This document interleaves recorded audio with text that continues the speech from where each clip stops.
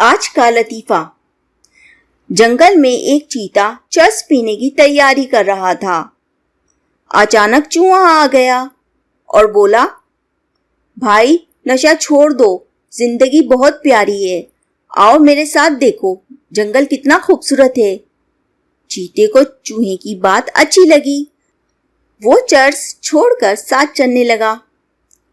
थोड़ा आगे हाथी शराब की बोतल खोलने की कोशिश कर रहा था। चूहा फिर बोला, अंकल नशा छोड़ दो, जिंदगी बहुत प्यारी है। आओ मेरे साथ, देखो जंगल कितना खूबसूरत है। हाथी को चूहे की बात भा गई। वो भी साथ चलने लगा।